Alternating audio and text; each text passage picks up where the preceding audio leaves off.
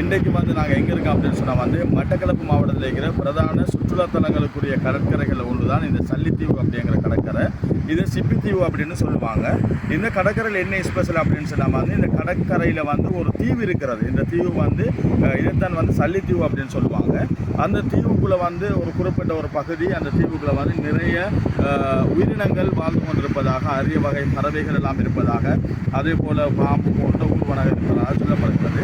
அதே போல் இந்த கடற்கரை பொறுத்தளவில் இந்த தீவானது ஒரு அருகி வருகின்ற ஒரு சுற்றுலாத்தலமாக இருந்து கொண்டிருக்கிறது. இரண்டு பக்கங்களும் கடலால் சூழப்பட்ட ஒரு தீவு. குறிப்பாக என்னுடைய பின்பக்கத்திலே பார்த்தா விளங்கும் இரண்டு பக்கமும் கடல் இருக்கிறது. இந்த இரண்டுக்கும் நடுவிலே இந்த தீவுக்கு வரக்கூடிய ஒரு மாதிரி இருக்கிறது. இது சில நேரங்களில் நீர்மட்டங்கள் அதிகரிக்கிற போது இந்த மாதிரி இருக்கிறது. அதை பற்றி உங்களுக்கு தெரிந்ததுதான் சொல்லுங்கள். குறிப்பாக இந்த கடற்கரையில் குளிப்பாங்க. அந்த ஆரம்பத்தில் இருக்கிற பகுதியில் குளிக்கலாம். ஒரு சுற்றுலாத்தலங்களில் ஒன்று தான் இது. இதுக்கு ஏன் சிப்பித்தீவு அல்லது சல்லித்தீவுன்னு பேர் சொன்னால் இப்போ நாங்கள் நிற்கிற இடத்துல பார்த்தீங்கன்னு சொன்னால் நிறைய அந்த சிப்பிகள்னு சொல்லுவாங்க. அதுபோல் முருகை கற்பாறைகள் இந்த கடற்கரையிலே நிறைந்து காணப்படுகிறது. முருகை கற்பாறை இது போன்ற கடலுக்குரிய சில வளங்கள் இந்த பகுதியில் இருக்கிறது.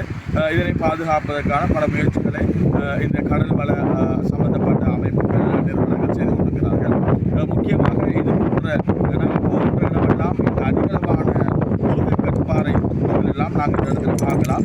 அதுபோல் நாங்கள் வீட்டில் நிறைய சிப்பிகள் எல்லாம் நிறைய இருக்கும். சிப்பிகள், அது சார்ந்த கடல்வாழ் உயிரினங்கள் எல்லாம் நிறைய இருக்கும். இந்த கடற்கரையிலே அதிகமான கடல்வாழ் அருகி வருகின்ற உயிரினங்கள் இருப்பதாக சொல்லப்படுகிறது. இது மிக முக்கியமான ஒரு சுற்றுலாத்தலமாகவும் இருந்து கொண்டிருக்கிறது.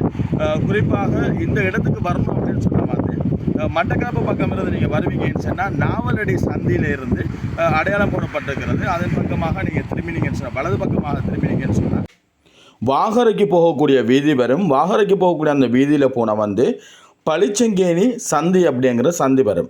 அந்த சந்தியிலிருந்து நீங்கள் 4 கிலோமீட்டர் நீங்கள் போகின்ற போது இந்த கடற்கரையின் வீதிகள் எல்லாம் சிறப்பாக இருக்கிறது.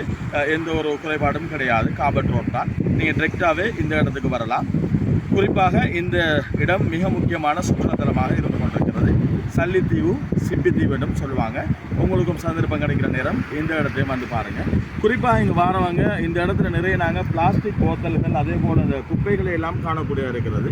தயவு செய்து நாங்கள் மனிதர்கள் தான் இயற்கையை நாங்கள் பழுதாக்கி கொண்டிருக்கிறோம், பாழாக்கி கொண்டிருக்கிறோம், அல்லது நாசப்படுத்தி கொண்டிருக்கிறோம்னு சொல்லலாம்.